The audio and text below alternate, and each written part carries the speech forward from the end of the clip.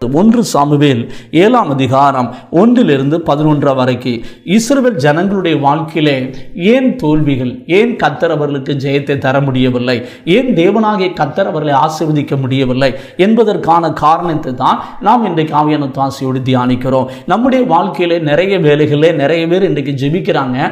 ஆனால் ஜெபிக்கிற பொழுது அநேகருடைய வாழ்க்கையில தேவ பிரசன்னத்தை உணர முடிவதில்லை. ஏன் தேவ பிரசன்னத்தை அவர்களால் உணர முடியவில்லை? தேவனுடைய சத்தத்தை அவர்களை கேட்க முடிவதில்லை. தேவனுடைய வல்லமை அவர்களால் உணர முடிவதில்லை. அதற்கு காரணம் என்ன? அதற்கு மெயினான ஒரு காரணம் என்ன அப்படின்னு கேட்டீங்கன்னா, மாம்ச சிந்தை. அதுக்கு மெயினான காரணம் என்னன்னா, இருமனம். நம்முடைய வாழ்க்கையில் இருமனம் உள்ளவர்களாக நாம் இருப்போம் என்றால் தேவனுடைய பிரசன்னத்தை நாம் உணர முடியாது, தேவ சமூகத்தை நாம் உணர முடியாது.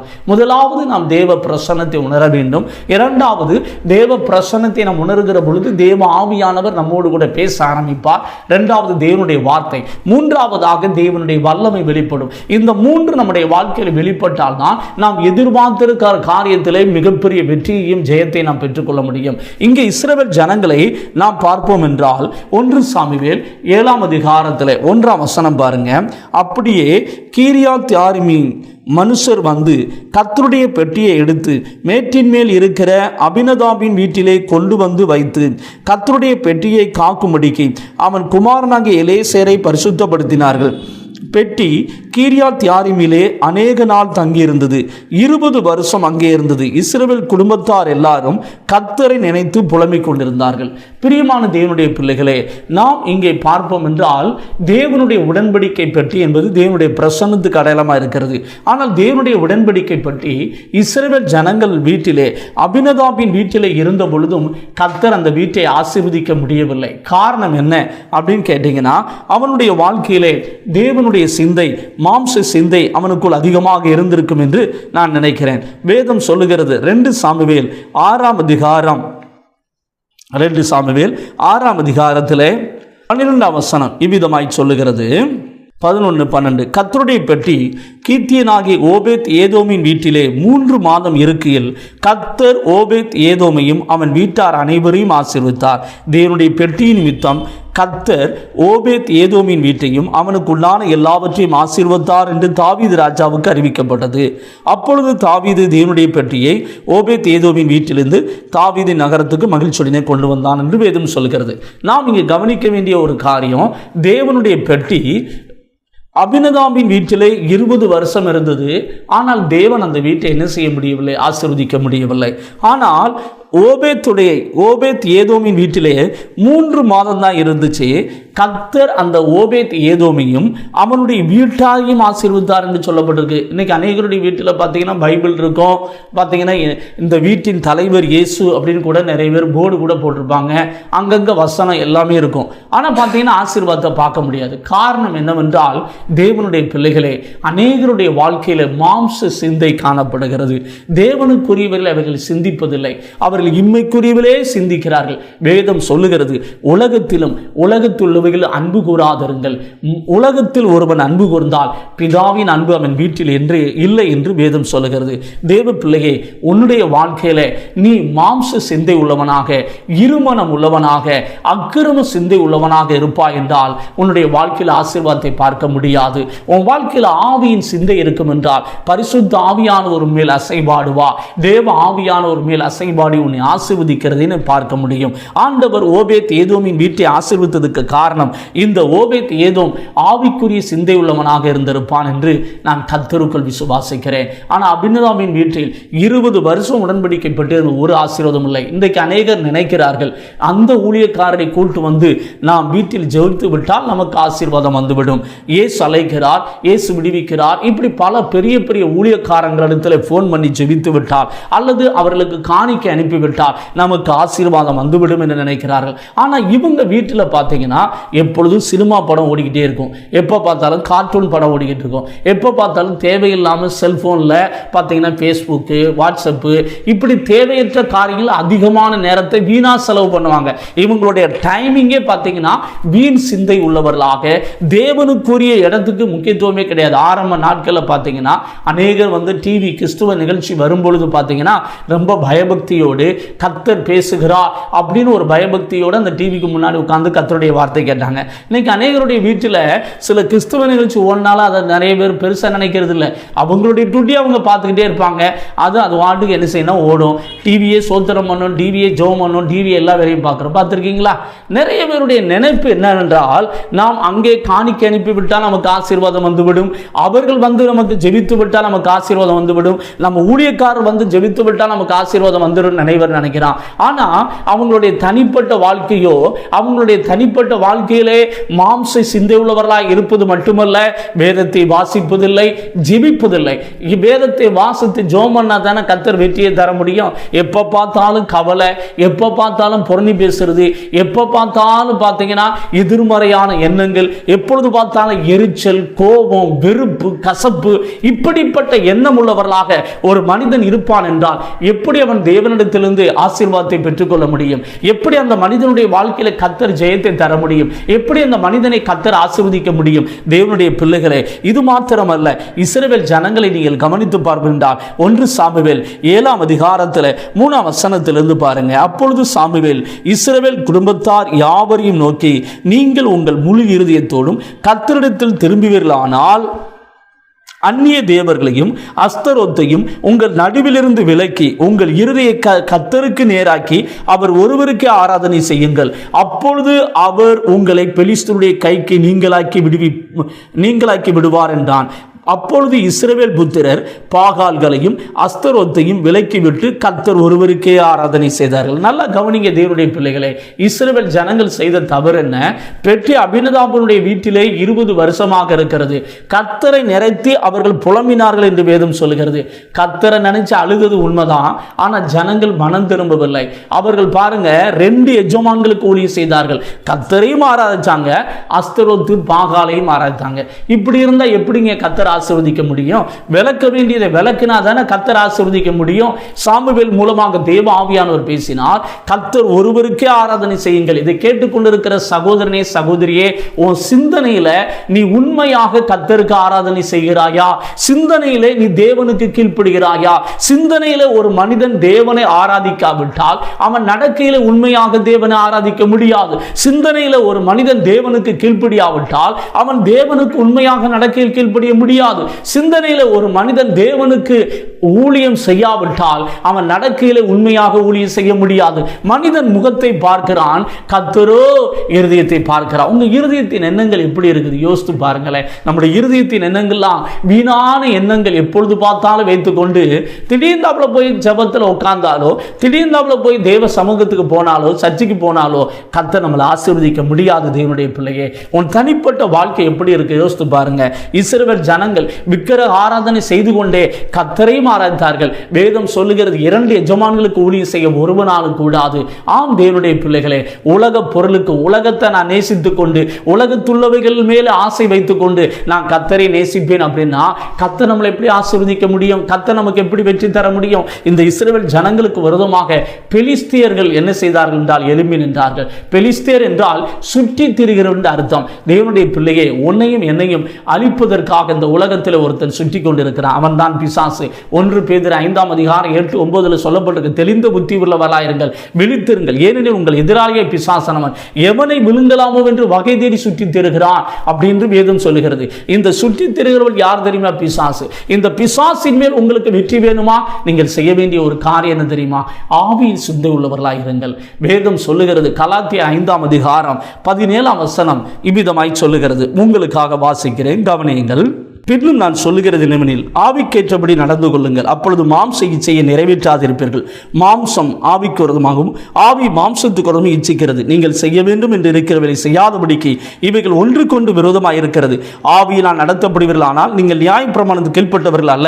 மாம்சத்தின் கிரிகள் வெளியரங்கமாக இருக்கின்றன.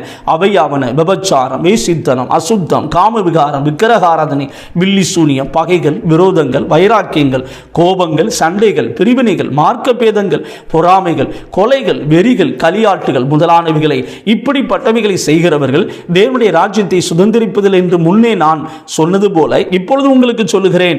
ஆவியின் கனியோ அன்பு, சந்தோஷம், சமாதானம், நீடிய பொறுமை, தயவு, நற்குணம், விசுவாசம், சாந்தம், இச்சையடக்கம். இப்படிப்பட்டவர்களுக்கு விரோதமான பிரமாணம் ஒன்றுமில்லை. கிறிஸ்துவினுடையவர்கள் தங்கள் மாம்சத்தையும் அதன் ஆசை இச்சைகளையும் சிலுவையில் அறைந்திருக்கிறார்கள். ஆம் தேவனுடைய பிள்ளைகளே, இன்றைக்கு அநேகருடைய தோல்விக்கு காரணம் மாம்ச சிந்தை. அவர்களுக்குள்ள இச்சை காணப்படுகிறது. அந்த இச்சை இருக்கிறதுனால அவர்கள் தோல்வியை சந்திக்கிறார்கள். வேதத்தில் நீங்க பார்த்தீங்க அப்படின்னா இஸ்ரவேல் ஜனங்களுடைய வாழ்க்கையில மட்டுமல்ல, சாம்சனுடைய வாழ்க்கையில அவனுக்குள்ள இச்சை இருந்ததுனால அவன் மிகப்பெரிய தோல்வியை சந்தித்ததை நாம் நியாயாதிபதிகளின் புஸ்தகம் 14ஆம் அதிகாரம் 1-3 வரைக்கும் நாம் வாசித்து பார்ப்போம் என்றால் அவனுக்குள்ளே ஒரு பக்கம் அவனுக்குள்ள பார்த்தீங்கன்னா பரிசுத்தம் நிறைவிருந்தது. அவன் ஆவியில நிரம்பி ஜெபிக்கிற ஒரு மனிதனாக அவன் கர்த்தருக்காக வைராக்கியமாய் பலமாய் செயல்பட்ட ஒரு மனிதனாக பார்க்க முடியும். நீங்கள் வேதத்தின் அடிப்படையில் பார்த்தீங்கன்னா சிம்சோனை போல இந்த உலகத்தில் இதுவரைக்கும் தேவ ஆவியினால் பலப்படுத்தப்பட்ட மனிதனை நாம் பார்க்க முடியாது. அவ்வளவு பலமான் அவனுடைய வாழ்க்கையில அந்த பலன் இருந்ததுனால தான் 300 நரிகளை பிடிக்க முடிஞ்சது. கேட்ட அவனால உடைக்க முடிஞ்சது. இதெல்லாம் எப்படி சிங்கத்தை அவன் ஜெயித்தான். இதுக்கெல்லாம் காரணம் என்ன? தேவ ஆவியானவர் அவனுக்கு கொடுத்த பலன். ஆனா இவ்வளவு பலன் உள்ளவன் இன்னொரு பக்கம் பார்த்தீங்கன்னா அவனுக்குள்ள மாம்ச சிந்தை, அவனுக்குள்ள இன்னொரு பக்கம் பார்த்தீங்கன்னா இச்சை. அதை நம்ம வேதத்தில் நியாயாதிபதிகளின் புஸ்தகம் 14ஆம் அதிகாரத்தில் சிம்சோன் திம்னாத்துக்கு போய் திம்னாத்திலே பெலிஸ்தரின் குமாரத்திகளில் ஒரு பெண்ணை கண்டு திரும்ப தன் தாயையும் தகப்பனையும் நோக்கி திம்னாத்திலே பெலிஸ்தரின் குமாரத்திகளில் ஒரு பெண்ணை கண்டேன், அவளை எனக்கு கொள்ள வேண்டும் என்றான். இந்த கண்டேன் அப்படின்னாவே அவனுக்குள்ள என்ன வந்துருச்சுன்னா இச்சை வந்துருச்சு. ஒரு பக்கம் ஆவில நிறைவு, இன்னொரு பக்கம் பார்த்தீங்கன்னா அவனுக்குள்ள மாம்ச சிந்தை. இதுதான் சிம்சோனுடைய வீழ்ச்சிக்கு காரணம். நீங்க சிம்சோனை குறித்து தொடர்ந்து 16ஆம் அதிகாரத்தில் பார்த்தோம்னா, பின்பு சிம்சோன் காசாவுக்கு போய் அங்கே ஒரு வேசியை கண்டு அவளிடத்தில் போனான். யோசித்து பாருங்க, ஒரு பக்கம் பரிசுத்தாவில் நிரப்பப்பட்டு அவனுக்கு போற இடங்கள்லாம் பார்த்தீங்கன்னா வெற்றி. அந்த அளவுக்கு அவன் ஜெயமுள்ள ஒரு வாழ்க்கை வாழ்ந்துகிட்டு இருக்கிற வாழ்க்கையில கண்களின் இச்சை, மாம்சத்தின் இச்சை அவனுக்குள் வந்துவிட்டது. அதனால் வேசியின் இடத்தில் போனான் என்று சொல்லி பார்க்கிறோம். அப்பொழுது சிம்சோன் இங்கே வந்திருக்கிறார் என்று காசா ஊருக்கு சொல்லப்பட்டது. அவர்கள் காலையில் வெளிச்சமாகிற போது அவனை கொன்று போடுவோம் என்று சொல்லி அவனை வளைந்து கொண்டு ராமுழுதும் அவனுக்காக பட்டணத்து வாசலில் பதிவிருந்து ராமுழுதும் பேசாதிருந்தார்கள். சிம்சோன் நடுராத்திரி மட்டும் படுத்திருந்து நடுராத்திரியில் எழுந்து பட்டணத்து வாசல் கதவுகளையும் அதன் 2 நிலைகளையும் பிடித்து தாழ்பால்களோடு கூட பெயர்த்து தன் தோளின் மேல் வைத்து எபிரோனுக்கு எதிரே இருக்கிற மலையின் உச்சிக்கு சுமந்து கொண்டு போனான். யோசித்து பாருங்க எந்த அளவுக்கு பலன் இருக்குன்னு. ஆனா அவனுக்குள்ள இருக்கிற இச்சை தான் மிகப்பெரிய வீழ்ச்சிக்கு காரணமா மாறுச்சு. அதற்கு பின்பு பார்த்தீங்கன்னா அவன் சோரேக் ஆற்றங்கரையில் இருக்கிற தெலிலால் என்னும் பேருள்ள ஒரு ஸ்திரியோட சிநேகிதமாய் இருந்தான் என்று வேதம் சொல்லுகிறது. தேவ பிள்ளையே, நீ ஒரு பக்கம் கர்த்தரை தேடிக்கிட்டு இருக்க, ஒரு பக்கம் கர்த்தரை ஆராதிக்கிறோம், ஆனா உன் இருதயத்தில் இச்சை இருக்கும் அப்படின்னா கர்த்தர் ஜெயத்தை தர முடியாது. மாம்ச சிந்தை இருக்கும் என்றால் உன் வாழ்க்கையில் தோல்விதான் நீ சந்திக்க வேண்டியிருக்கும். உன் வாழ்க்கையில் நீ வெற்றி பெற வேண்டுமா, ஜெயமுள்ள ஒரு வாழ்க்கை வாழ வேண்டுமா, உன் வாழ்க்கையில் ஆசீர்வாதத்தை சுதந்திரிக்க வேண்டுமா, உனக்குள்ள இச்சையை எடுத்து போட்டு. இதன் விளைவு உங்கள் எல்லாருக்குமே தெரியும். தெளிலால் அவனுடைய தலையை சிரைத்து கடைசியில் அவன் குருடனான ஒரு பரிதாபமான ஒரு நிலைமைக்குள்ளே சிம்சோன் தள்ளப்பட்டதை நாம் வேதத்தில் வாசிக்கிறோம். ஆனால் சிம்சோன் இறுதியிலே மனம் திரும்பினான். நீங்களும் இன்றைக்கு மனம் திரும்புங்க, கர்த்தர் நிச்சயம் உங்களை ஆசீர்வதிப்பார். வேதத்தில் இன்னொரு சம்பவத்தை நான் பார்ப்போம் என்ற 2 சாமுவேல் 11ஆம் அதிகாரம் 1-4 வரைக்கும் நீங்கள் வாசித்து பார்த்தீங்கன்னா இங்கே தாவீது பார்க்கிறோம். தாவீது யுத்தம் பண்ண வேண்டிய காலத்தில் யுத்தம் பண்ணாமல் அவன் படுத்து தூங்கி கொண்டிருந்தான். உப்பரிக்கின் மேல் உலாவினான். இன்னொரு சகோதரி குளித்து கொண்டிருக்கிறதை பார்த்தான். அவனுக்குள்ள இச்சை உண்டானது. அதான் மாம்ச சிந்தை, அதான் இரு மனம். அந்த இச்சைக்கு அவன் இடம் கொடுத்தான். அதன் விளைவு என்ன அப்படின்னு கேட்டீங்கன்னா அவனுடைய வாழ்க்கையில மிகப்பெரிய தோல்வி அவன் சந்திக்க வேண்டியதாக மாறியது. நாத்தான் தீர்க்கதரிசியின் மூலமாக அவன் சந்ததியின் மேல ஒரு சாபத்தை, ஒரு நியாய தீர்ப்பை தேவன் வைக்கிறதை நாம் பார்க்கிறோம். தேவனுடைய பிள்ளைகளே, இன்றைக்கு உங்களுடைய வாழ்க்கையில நீங்கள் எப்படிப்பட்டவங்களாக இருக்கிறீங்க? உங்களுக்குள்ள இருமனம் இருக்குதா? உங்களுக்குள்ள மாம்ச சிந்தை இருக்குதா? சங்கீதம் 51 சங்கீதத்தில் தாவீது மனம் கசந்து தேவனுடைய சமூகத்தில் அழுது ஜெபம் பண்ணான். ஏனென்றால் அவன் அந்த மாம்ச சிந்தை அவனுக்குள் வந்த பொழுது அவன் தோல்வியை சந்தித்தது மட்டுமல்ல, தன் குடும்பத்தில் மிகப்பெரிய இழப்புகளை அவன் சந்தித்தான். இழப்புகளை சந்தித்தது மட்டுமல்ல, அவன் தேவ பிரசன்னத்தை 2 வருஷமாக இழந்து போயிருந்தான். இழந்து போயிருந்தது தான் தேவ ஆவியானவர் நாத்தான்வேல் தீர்க்கதரிசியின் மூலமாக எச்சரித்த பொழுது அவன் மனம் திரும்பி அழுதுதான் சங்கீதம் 51 சங்கீதம். அப்பொழுதுதான் அவன் ஜெபிக்கிறான், அவனுடைய பரிசுத்த ஆவியை விட்டு எடுத்து கொள்ளாதிரும், ரட்சிப்பின் சந்தோஷத்தை திரும்ப எனக்கு தாரும் என்று சொல்லி தேவ பிரசன்னத்தை இழந்து போன அவன் மனம் திரும்பின பொழுது கர்த்தர் அந்த தேவ பிரசன்னத்தை தந்து அவனுக்கு ஜெயத்தை தந்தார். இதை கேட்டுக்கொண்டிருக்கிற சகோதரனே சகோதரியே, உன் வாழ்க்கையில் கர்த்தர் வெற்றி தரணுமா? உனக்குள்ள மாம்ச சிந்தை இருக்கக்கூடாது, உன் உள்ளத்தில் இச்சை இருக்கக்கூடாது. வேதத்தில் நீங்கள் இன்னொரு சம்பவத்தை பார்க்கலாம். யோசுவாவின் சரித்திர புஸ்தகம் 7ஆம் அதிகாரம் 1-2 வசனங்களை நீங்கள் வாசித்து பார்ப்பீர்கள் என்றால், இஸ்ரவேல் ஜனங்களுடைய வாழ்க்கையில் யோசுவாவின் தலைமையின் கீழமாக மிகப்பெரிய வெற்றியை தான் கர்த்தர் கொடுத்து கொண்டிருந்தார். ஆனால் இஸ்ரவேல் ஜனங்களோ இஸ்ரவேல் புத்திரர் சாபத்தீடானதிலே துரோகம் பண்ணினார்கள். எப்படி யூதா கோத்திரத்து சேராகுடைய குமாரனாகிய சப்தியின் மகன் கர்மீசுக்கு பிறந்த ஆகான் என்பவன் சாபத்தீடானதிலே சிலதை எடுத்துக்கொண்டான். ஆகையால் இஸ்ரவேல் புத்திரர் மேல் கர்த்தருடைய கோபம் உண்டது. இதை நம்ம தொடர்ந்து வாசித்து பார்ப்போம் என்றால், இஸ்ரவேல் ஜனங்கள் ஆயி பட்டணத்தை யுத்தம் பண்ணி ஜெயிக்க போனா அங்க அவங்க 36 பேர் கொல்லப்பட்டார்கள், தோல்வியை சந்தித்தார்கள். மிக சின்ன பட்டணம் தான், ஆனால் அவங்க வாழ்க்கையில தோல்வி. காரணம் என்ன? மாம்ச சிந்தைக்கு ஒரு மனிதன் இடம் கொடுத்தான். அது யார் தெரியுமா? அவன் தான் ஆகான். ஆகானை குறித்து நீங்கள் வேதத்திலே தொடர்ந்து வாசித்து பார்ப்பென்றால் 20-21 வசனம் இவ்விதமாய் சொல்லுகிறது. ஆகான் இவ்விதமாய் சொல்லுகிறான், அப்பொழுது ஆகான் யோசுவாவுக்கு பிரதித்திரமாக, மெய்யாகவே நான் இஸ்ரவேலின் தேவனாய் கர்த்தருக்கு விரோதமாய் பாவம் செய்தேன், இன்னின பிரகாரமாய் செய்தேன். கொல்லையிலே நேர்த்தியான ஒரு பாபிலோன் சால்வையும் 200 வெள்ளிச்சேக்கலையும் 50 சேக்கல் நிறையான ஒரு பொன் பானத்தை நான் கண்டு அவைகளை இச்சித்து எடுத்துக்கொண்டேன். இதோ அவைகள் என் கூடாரத்தின் மத்தியில் பூமிக்குள் புதைந்திருக்கிறது, வெள்ளி அதன் அடியில் இருக்கிறது என்றான். யோசித்து பாருங்க தேவனுடைய பிள்ளையே, இஸ்ரவேல் சபை முழுதும் மிகப்பெரிய தோல்வியை சந்திக்க காரணம் என்ன?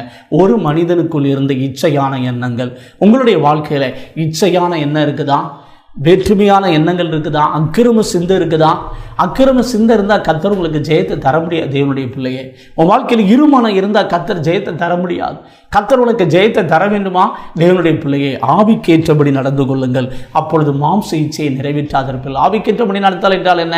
வேதத்தை வாசித்து அதன் அடிப்படையில் சிந்தியுங்கள், அதை தியானம் பண்ணுங்கள். தேவனுடைய வார்த்தையினால் உங்கள் இருதயத்தை, உங்கள் மைண்டை நிரப்புனீங்கன்னா கர்த்தர் உங்களுக்கு ஜெயத்தை தருவார்.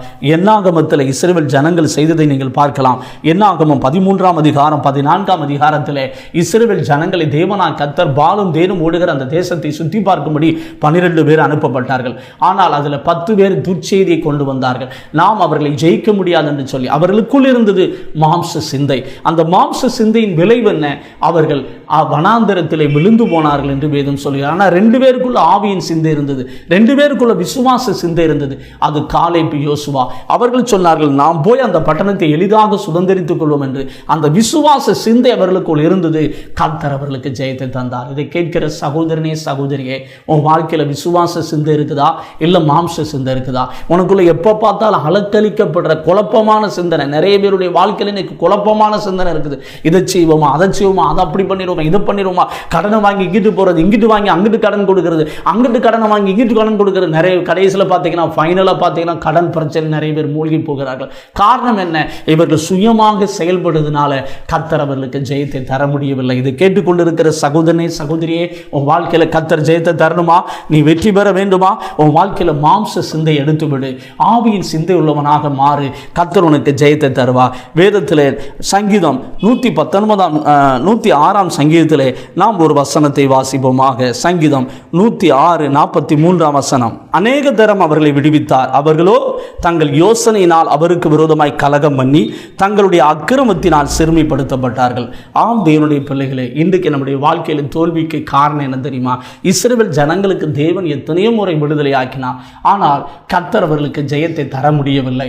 அவர்களுக்கு பாலும் தேனும் ஓடுகிற தேசத்தை சிலருக்கு கர்த்தர் தர முடியவில்லை. அவர்களுடைய பிள்ளைகள் தான் அந்த பாலும் தேனும் ஓடுகிற தேசத்தை சுதந்திரித்தார்கள். காரணம் என்ன? அவர்களுக்குள் இருந்ததான இருமனம், அவர்களுக்குள் இருந்ததான கருத்துக்கள், அவர்களுக்குள் இருந்ததான நெகட்டிவ் தாட்ஸ். இது நிமித்தமாய் கர்த்தர் அவர்களை ஆசீர்வதிக்க முடியவில்லை. வேதம் சொல்லுகிறது 1 ராஜாக்கள் 18ஆம் அதிகாரத்தை நீங்கள் வாசித்து பார்ப்பென்றால் 21ஆம் வசனத்திலே எலியா சொல்லுகிறான், எந்த மட்டும் 2 நினைவுகளால் குந்தி குந்தி நடப்பீர்கள். கர்த்தர் தெய்வமானால் கர்த்தரை பின்பற்றுங்கள், பாகால் தெய்வமானால் பாகலை பின்பற்றுங்கள். இன்றைக்கு அநேகருடைய வாழ்க்கையில் இருமனம், 2 எஜமான்களுக்கு ஒளி செய்ய, ஒரு பக்கம் கர்த்தர் ஆராதிக்கிறேங்க, ஆனால் இன்னொரு பக்கம் அவங்களுடைய சிந்தனையெல்லாம் உலகத்துக்குரியவிலே உலகத்தின் மேலேயே சிந்தித்துக் கொண்டிருக்கிறனாலே கர்த்தர் அவர்களுக்கு ஜெயத்தை தர முடியவில்லை. தேவ பிரசன்னத்தை அவர்களால் உணர முடியவில்லை. தேவனுடைய வார்த்தை அவர்களால் கேட்க முடியவில்லை. தேவனுடைய வல்லமை அவர்களால் அனுபவிக்க முடியவில்லை. தேவ பிள்ளையே, இன்றைக்கு உன்னோடு கூட ஆவியானவர் பேசுகிறார். உன்னுடைய மாம்ச சிந்தையை விட்டு விலகு, இருமனதை விட்டு விலகு. நீ ஆவிக்குரிய காரியங்களை சிந்தி தேவ வார்த்தையை தியானம் பண்ணு, ஜெபம் பண்ணு. ஜெபிக்கிறவர்களுடைய ஐக்கியத்தை வைத்துக்கொள், சபையோடு ஐக்கியத்தை வைத்துக்கொள். கர்த்தரை தேடு, கர்த்தர் உனக்கு ஜெயத்தை தருவார். நாம் கண்களை மூடி நாம் ஜெபிக்க போகிறோம். அன்பின் பரலோக பிதாவே, நீர் எங்களோடு கூட பேசின வார்த்தைகளுக்காக உமக்கு ஸ்தோத்திரம்பா. எங்களுடைய வாழ்க்கையில் ஏன் தோல்விகள், ஏன் ஜெயம் கிடைக்கவில்லை, கர்த்தர் எங்களை ஏன் நிரப்ப முடியவில்லை என்று சொல்லி கர்த்தர் எங்களோடு பேசினீர். இதை கேட்டுக்கொண்டிருக்கிற ஒவ்வொரு சகோதர சகோதரிகளை ஆவியானவர் இடைபடுவீராக. கர்த்தர் அவர்களுடைய வாழ்க்கையில் ஆவியின் சிந்தவுள்ளவர்களால் வாழ கிருபை தருவீராக. கர்த்தர் அவர்கள் குடும்பங்களை ஆசீர்வதிப்பீராக. தேவன் அதை செய்வதற்காக உமக்கு ஸ்தோத்திரம்பா. உமக்கே மகிமை செலுத்துகிறோம். இயேசுவின் நாமத்தில் கேட்கிறோம் நல்ல பிதாவே. ஆமென், ஆமென். Praise the lord. கர்த்தர் உங்களை ஆசீர்வதிப்பாராக. தேங்க்யூ.